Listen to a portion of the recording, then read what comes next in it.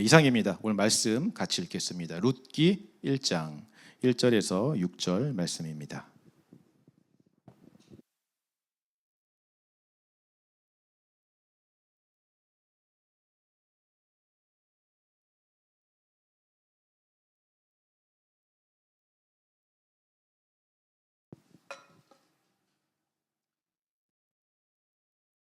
네, 다 찾으셨으면 한 절씩 같이 교독하도록 하겠습니다. 사사들이 치리하던 때에 그 땅에 흉년이 드니라. 유다 베들레헴의 한 사람이 그의 아내와 두 아들을 데리고 모압 지방에 가서 거류하였는데,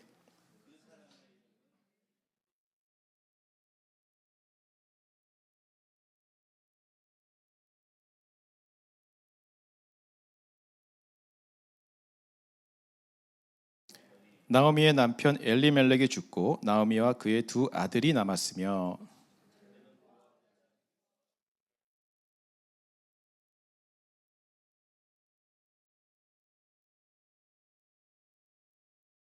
말론과 기럧 두 사람이 다 죽고 그 여인은 두 아들과 함께 남편의 뒤에 남았더라. 6절 말씀 같이 읽겠습니다. 시작.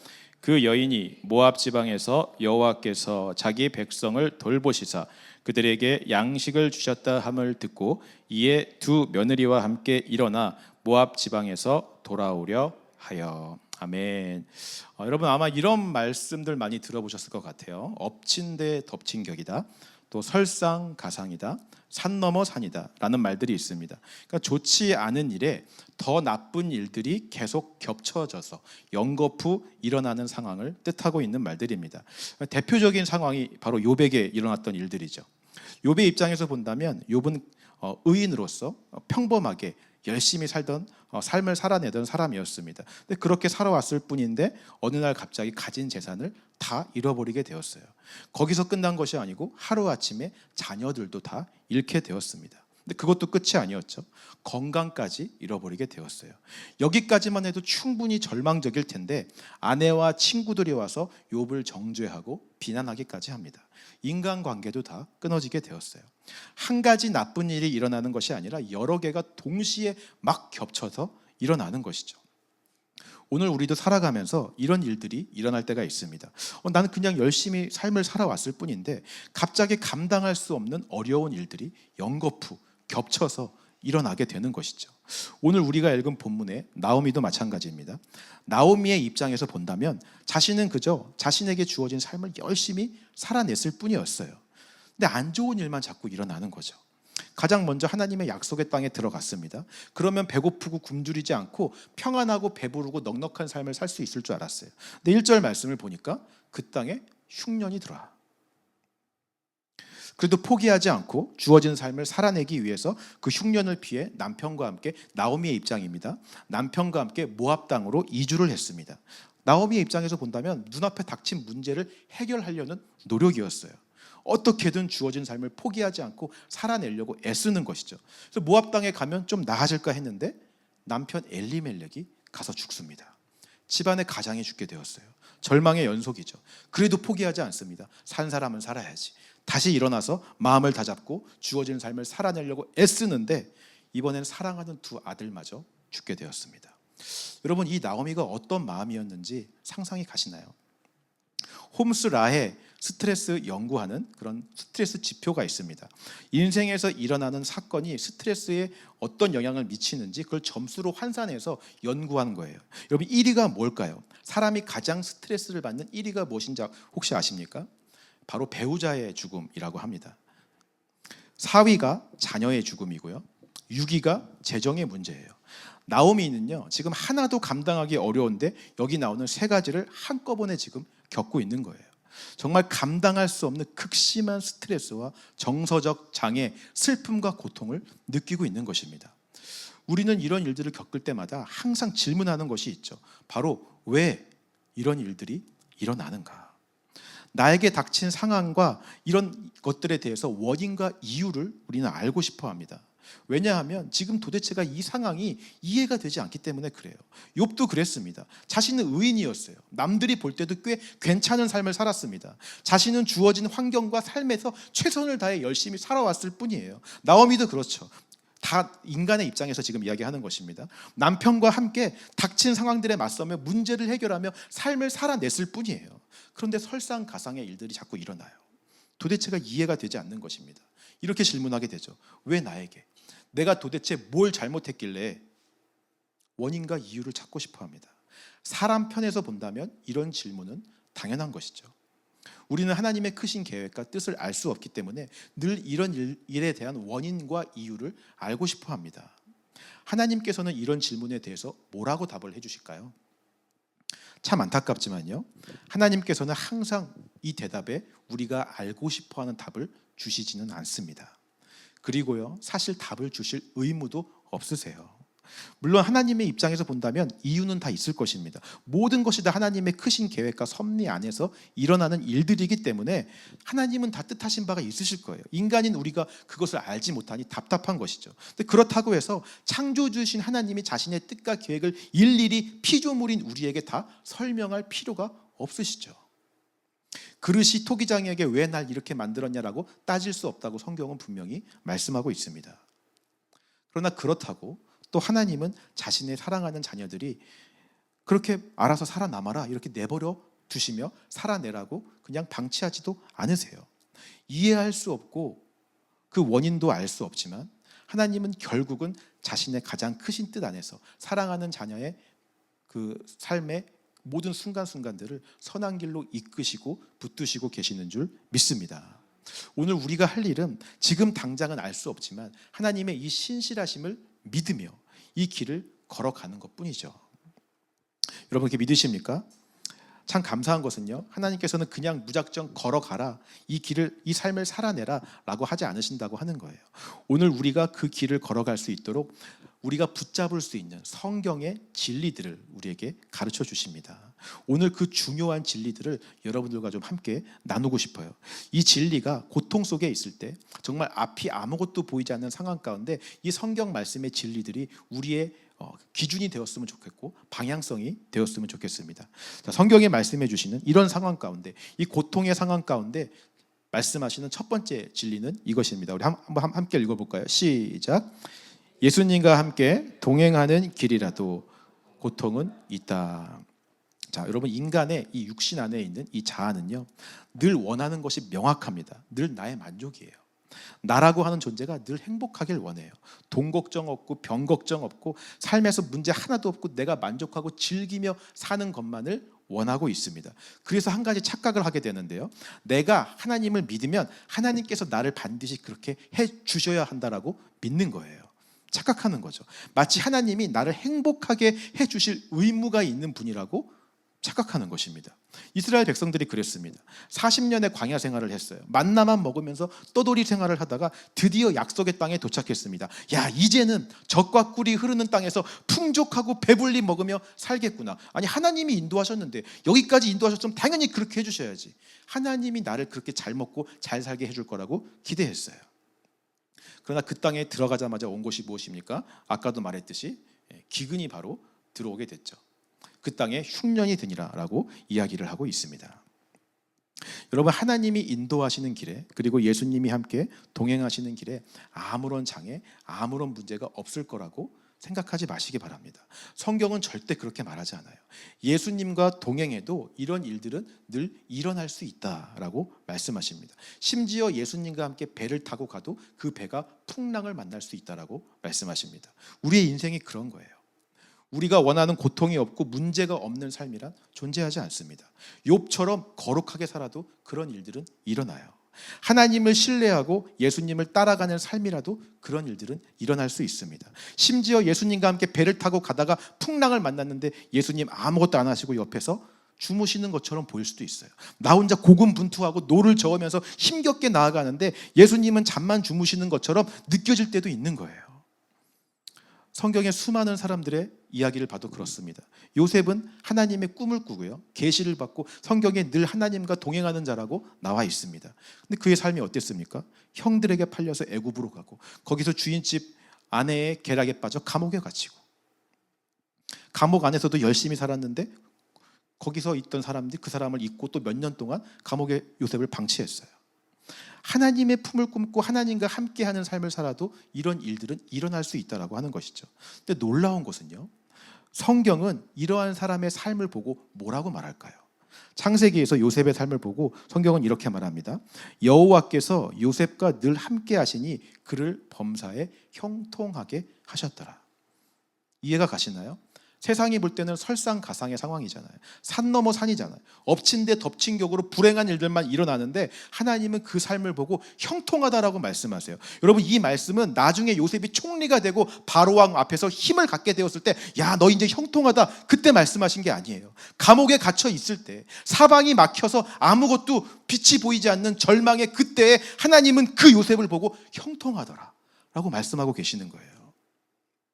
형통하다의 히브리어의 뜻은 막힘이 없이 앞으로 나아가다 라는 뜻입니다. 세상적으로 볼 때는 사방이 막혀있는 감옥인데 하나님이 보실 때는 지금 막힘이 없이 나아가고 있다라고 보시는 것입니다. 왜 그렇습니까? 하나님이 함께 하시기 때문에. 하나님의 크신 뜻 안에서 하나님의 뜻과 계획대로 이 모든 일들이 이루어지고 있기 때문에 하나님은 나아가고 있는 중이다, 막힘없이 가고 있다라고 이야기하시는 거예요. 여러분, 마찬가지로요, 예수님과 함께 배를 타고 가다가도 풍랑을 만난다 할지라도 예수님과 함께 계시면 우리는 나아가고 있는 것임을 믿으시기 바랍니다. 우리 눈에 막혀 있는 것처럼 보이고 풍랑이 온다 할지라도 여전히 우리는 나아가고 있는 중이에요. 성경이 말하는 진리는 이것입니다. 예수님과 동행하는 길에 늘 고통이 없는 것은 아니다. 그러나 예수님이 함께 하시니 형통하다. 여러분, 믿으십니까? 우리가 꿈꾸고 바라야 될 것은 아무런 문제가 없고 평안하고 행복하고 즐거운 삶을 바라며 사는 것이 아니에요. 형통한 삶을 바라며 사는 것이 우리의 꿈인 줄 믿습니다. 세상이 볼 때는 다 막힌 것처럼 보여도 하나님이 볼 때는 여전히 나아가고 있는 삶, 오늘 저와 여러분들은 지금도 계속 나아가고 있는 중임을 믿으시기 바랍니다. 예수님과 동행하고 있기 때문에 우리는 주저앉지 않고 이 말씀을 믿음으로 믿고 계속 나아가는 저와 여러분들 되시기를 주님의 이름으로 축원합니다. 두 번째 진리입니다. 함께 읽겠습니다. 시작.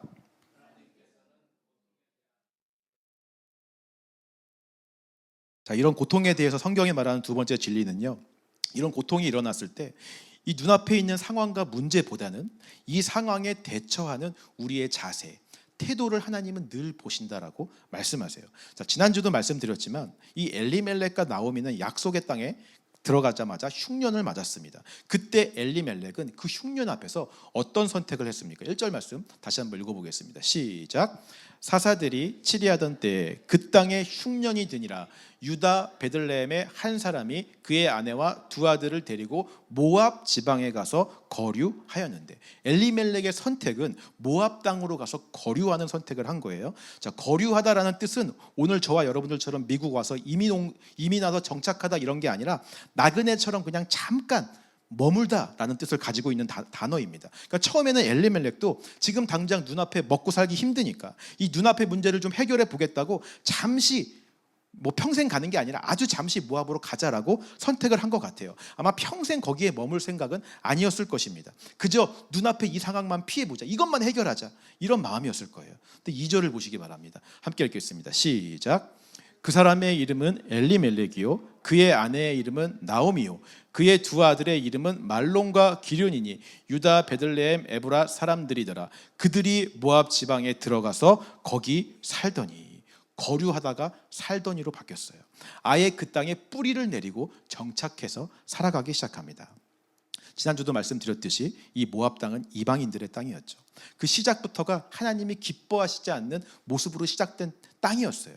아브라함의 조카 롯이 어떤 땅 선택할래 할 때 자기 눈에 보암직하고 탐스럽기도 한 소돔과 고모라를 선택합니다. 거기서 내가 왕되어 내 맘대로 살다가 멸망해서 정욕과 간음과 음란으로 태어난 자손들이 바로 모압 땅이에요. 모압 민족이에요. 우상 숭배가 가득하고요. 평생을 이스라엘을 괴롭히는 민족으로 남는 것이 바로 모압 땅입니다. 눈에 보기에는 당장 여기보다 풍족해 보이고 풍요로워 보이고 문명은 발달하고 가진 게 많은 것처럼 보인다 할지라도 정말 내가 하나님의 자녀라면 사실은 가서는 안 되는 땅이 바로 모압 땅인 것이죠. 근데 엘리멜렉은 지난주도 얘기했듯이 하나님은 왕이시다라는 뜻의 이름을 가진 사람이에요. 그러면 적어도 이런 선택의 문제 앞에서 기도하고 하나님 어떻게 해야 됩니까? 어떻게 해야 됩니까? 좀 간구하고 물어보는 모습이 있어야 되는데 고민도 하지 않고 눈에 보기에 보암직하고 탐스러운 모압 땅으로 가는 선택을 했다라고 하는 것입니다. 아브라함의 조카 롯이랑 똑같은 선택을 한 것이죠. 결과가 어떻게 되었을까요? 3절 읽겠습니다. 시작. 나오미의 남편 엘리멜렉이 죽고 나오미와 그의 두 아들이 남아. 하나님은 왕이시다라고 고백하는 엘리멜렉이 제일 처음에 죽습니다. 5절 말씀 읽어볼까요? 시작. 말론과 기럧 두 사람이 다 죽고 그 여인은 두 아들과 남편의 뒤에 남았더라. 말론의 뜻은 병든 자, 기럧의 뜻은 말라가는 자라는 뜻입니다. 아들들 이름을 왜 이렇게 지었는지 모르겠지만 이름대로 되었어요.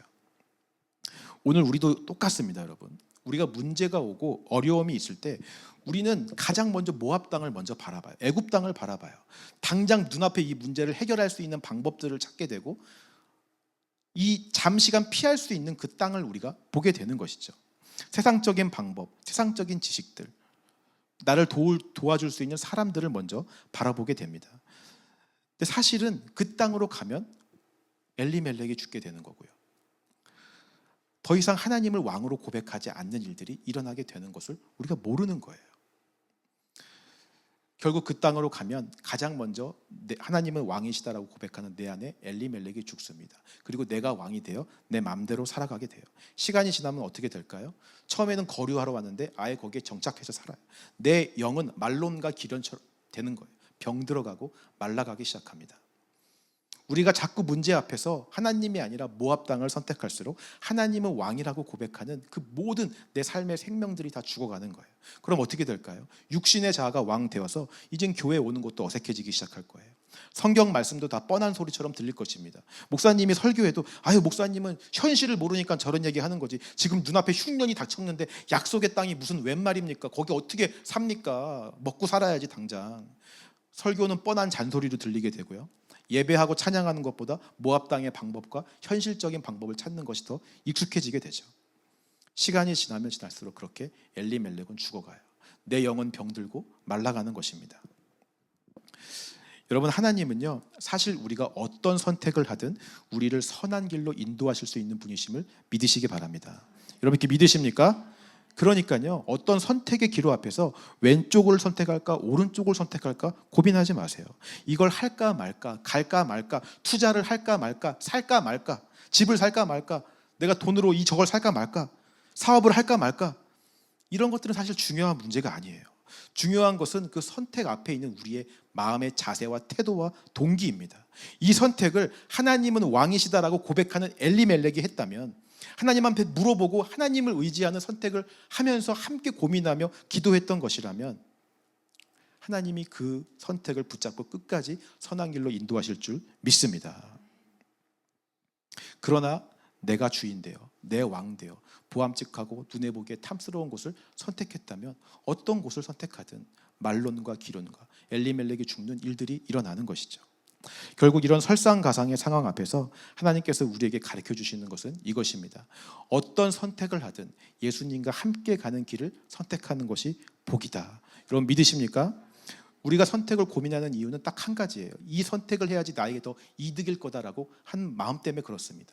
더 잘 되길 바라고 더 좋은 것을 원하기 때문에 우리는 선택 앞에서 고민이 되는 거예요. 근데 고민할 필요가 없어요. 예수님과 함께하는 길을 선택하면 돼요. 그것이 복인 줄 믿으시기 바랍니다. 하나님과 함께라면 광야도 복이에요. 모압 땅도 복이 될 수 있습니다. 우리가 처한 설상가상의 상황도 엎친 데 덮친 격의 상황도 하나님이 함께 계시면 복의 상황이 됨을 믿으시기 바랍니다. 지금 여러분들이 있는 이 시간, 이 장소, 예수님과 함께하는 이 장소가 가장 복된 장소임을 믿으시기를 주님의 이름으로 축원합니다. 마지막 세 번째 진리입니다. 함께 읽겠습니다. 시작. 세 번째 성경이 말하는 진리는요, 이런 고통 가운데 하나님께서는 항상 복음을 들려주신다라고 하는 거예요. 6절 말씀 읽어볼까요? 시작.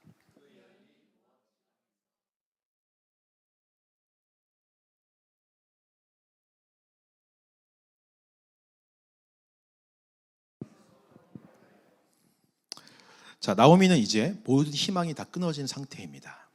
남편도 죽고요, 아들도 다 죽었어요. 풍요로운 삶을 꿈꾸며 갔는데 남은 거라곤 가문의 대가 끊긴 거, 영적인 대가 끊긴 거, 절망만이 남게 되었어요. 근데 모든 희망이 끊어진 그때에 들려오는 말씀이 있었습니다. 바로 여호와께서 자기 백성을 돌보시사 그들에게 양식을 주셨다. 한마디로 말하면 여호와께서 구원하셨다.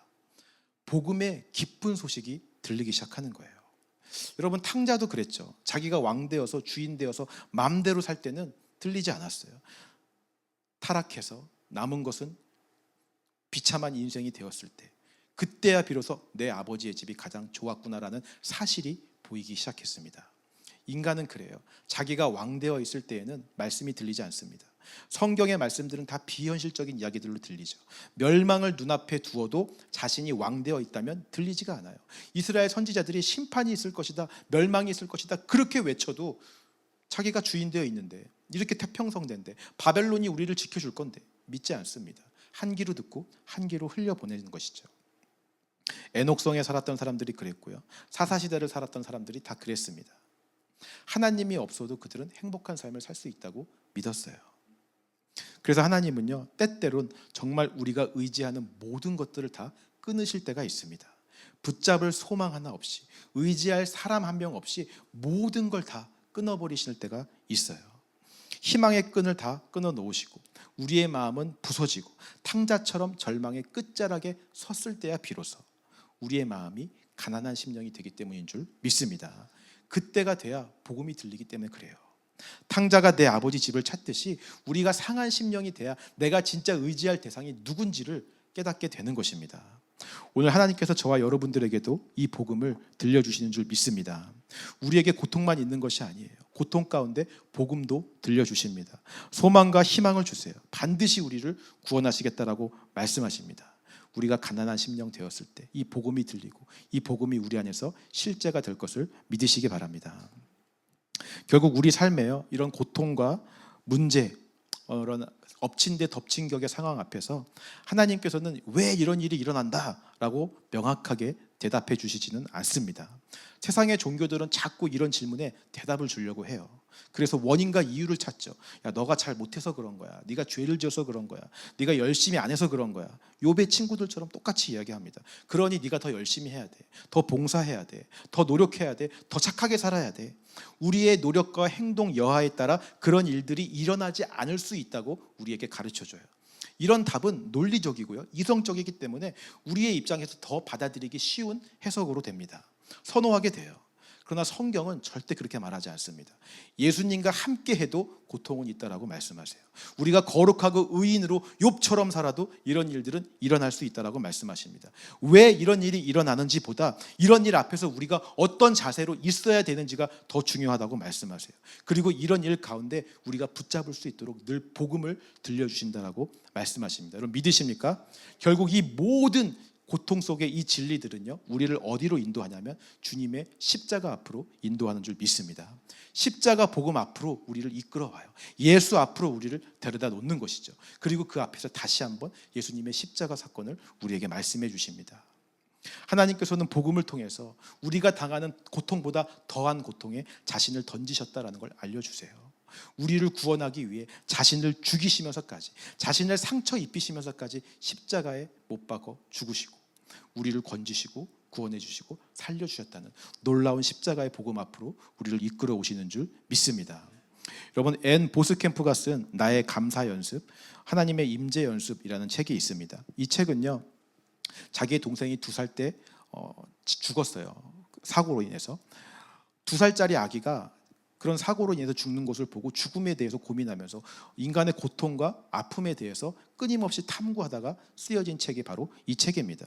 이 책의 마지막 결론 부분이에요. 이 사람이 이렇게 이야기하면서 이 책을 마치고 있습니다. 제가 읽어볼게요. 하나님은 우리에게 예수를 내어 주셨다. 당신의 친아들마저 선뜻 내어 주셨다면 우리에게 필요한 다른 무언가를 과연 아끼실까? 만일 하나님이 우리의 신뢰를 얻어야 하셨다면 머리에서 이마로 짓눌러 씌운 가시관, 갈라진 입술 사이로 흘러나오는 우리의 이름으로 그것을 얻고도 남을 것이다. 그런 주님이시라면 또한 우리에게 더없이 유익하고 합당한 것들을 은혜로 남김없이 베풀어 주시지 않겠는가? 하나님은 인간의 머리로는 도저히 헤아릴 수 없는 선물을 이미 넘치게 주셨다. 여러분, 이 사람도요, 결국 답을 찾다가 명확한 왜 이런 일이 일어났는지, 왜 내 동생이 죽었는지에 대한 해답은 찾지 못합니다. 하지만 그가 잃은 마지막 단 하나의 결론, 십자가였어요. 예수님이 날 위해 그렇게 고통당하시고 죽으셨다라는 그 사실. 오늘 모든 고통 속의 진리가 결국 이끄는 곳은 십자가인 줄 믿습니다. 우리는 십자가를 통해 가장 값진 생명과 가장 값진 보물을 받았어요. 선물이 이미 저와 여러분들 안에 있는 줄 믿습니다. 이 땅에서 반드시 우리가 받아야 될 것은 우리가 이미 얻은 것입니다. 그것이면 충분한 줄 믿습니다. 우리의 고통, 우리의 슬픔, 우리의 눈물, 하나님이 사랑하는 자녀, 우리들을 그냥 내버려 두지 않으시고 닦으시며 인도하시며 십자가의 길로 우리를 이끄실 줄 믿습니다. 오늘 그것을 믿음으로 믿고 고백하며 나아가시는 저와 여러분들 되시기를 주님의 이름으로 축원합니다.